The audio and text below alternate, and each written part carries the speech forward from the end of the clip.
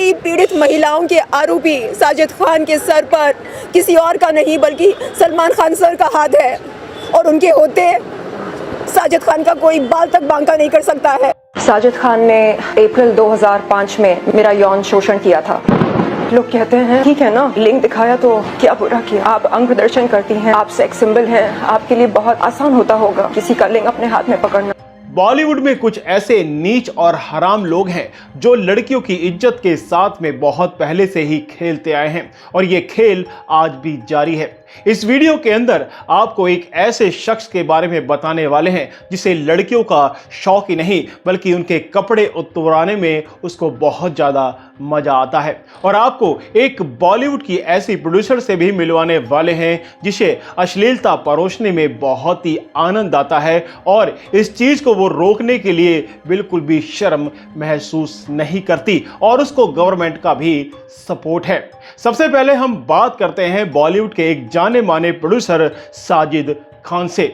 साजिद खान फराह खान का भाई है और इसके अंदर अश्लीलता का कीड़ा इतना ज़्यादा मचलता है कि इसको लड़कियां देखने के बाद ही पागलपन छा जाता है। ये जब भी किसी खूबसूरत लड़की को देखता है या फिर किसी नई मॉडल को देखता है तो उसके बाद उसको फ़ोन घुमाता है और अपने घर पर बुला लेता है और उसके बाद वो सीधे उसके कपड़ों पर अटैक करता है, यानी कि उसके कपड़े उतरवाने के लिए बोलता है।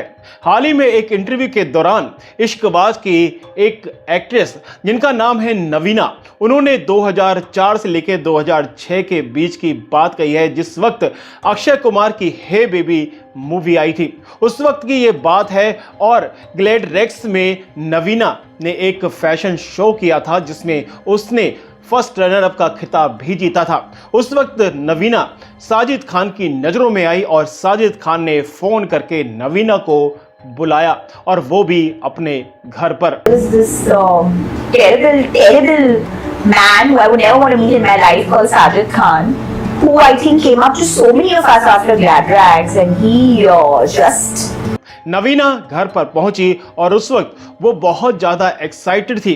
वो इस वजह से क्योंकि उसको लग रहा था कि बॉलीवुड के अंदर उसे बहुत बड़ा प्रोजेक्ट या फिल्म मिलने वाली है, यानी कि उसके करियर में अब अच्छे दिन आ चुके हैं। लेकिन उसे नहीं पता था कि साजिद खान के उस चेहरे के पीछे एक दरिंदा बैठा हुआ है जो उसके शरीर को नोचना चाहता है, उसके साथ में खेलना चाहता है। उस वक्त नवीना ने यह बताया कि साजिद खान के पास जैसे ही मैं गई वो कहता है कि अपने कपड़े उतार दो और यहाँ पर रिलैक्स होकर बैठ जाओ, तुम्हें तो आदत है क्योंकि तुमने ग्लैड रेक्स जैसा एक फैशन वॉक किया था और उसमें तुम बिकनी में थी, तो तुम्हें जब वहाँ पर कोई शर्म नहीं आई तो यहाँ पर भी तुम्हें शर्म करने की कोई ज़रूरत नहीं है। और वो वहाँ पर उसको कहता है कि तुम अपनी लॉन्जरी के अंदर यहाँ पर आराम से बैठ सकती हो। इतना सुनने के बाद ही नवीना बहुत ज़्यादा असहज हो जाती है, उसको समझ नहीं आता कि वो करे तो क्या करे और ये क्या बोल रहा है। उस वक्त वो पूरे तरीके से सन्न हो जाती है, लेकिन साजिद खान अपने पैतरे पर पैतरे शुरू कर देता है। उसके बाद कभी कहता है कि ये कपड़े उतार दो, वो कपड़े उतार दो, कभी कहता है कि तुम्हारे लिए एक बहुत अच्छा रोल है, मैं तुम्हें बहुत बड़ी हीरोइन बना दूंगा, लेकिन तुम्हें कपड़े उतारने पड़ेंगे और मैं ये देखना चाहता हूं कि तुम कितनी ज़्यादा कंफर्टेबल हो इस तरह के कपड़े के साथ में। देखते हैं कि तुम कितने घंटे तक इस तरीके छोटे कपड़ों में बैठ सकते हो। लेकिन नवीना ने कपड़े नहीं उतारे और सिर्फ वो वहां से निकलने का इंतजार कर रही थी, एक बहाना ढूंढ रही थी कि मैं यहां से कैसे निकलूं।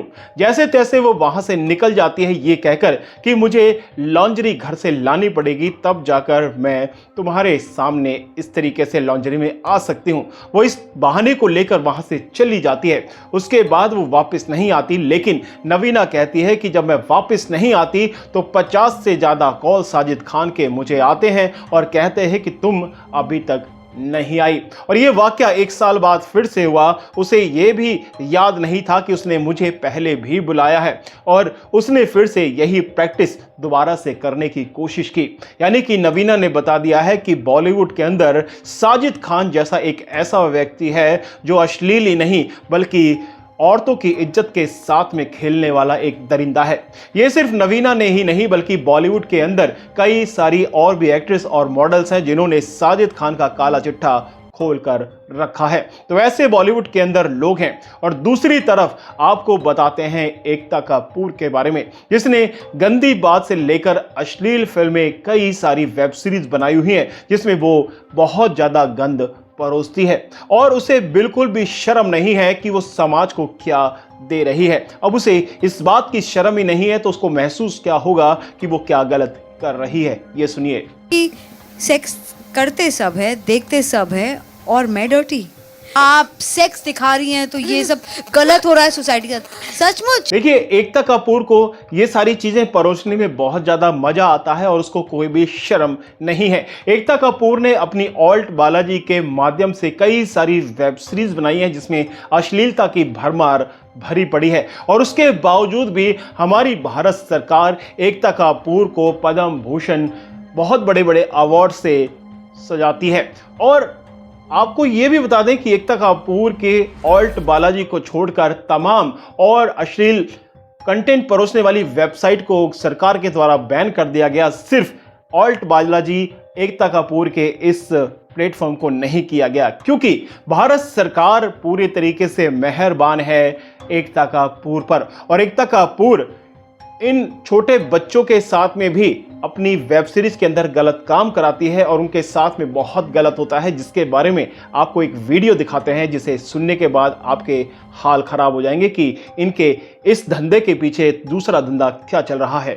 और भांडा फूट चुका है और एकता कपूर का जेल जाना निश्चित है कि उस रात पार्टी की जांच की जाए।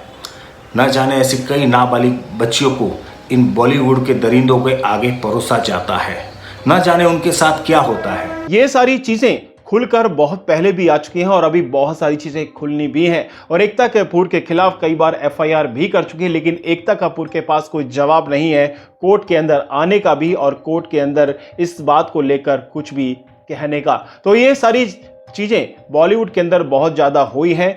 बॉलीवुड एक ऐसी काली दुनिया है जो सिर्फ काले धंधों से लिप्त है और यहाँ पर सिर्फ काले काम होते हैं, जिसकी वजह से ये करोड़ों अरबों खरबों कमाते हैं और आपके नाकों नीचे से सब कुछ पता भी नहीं लगता।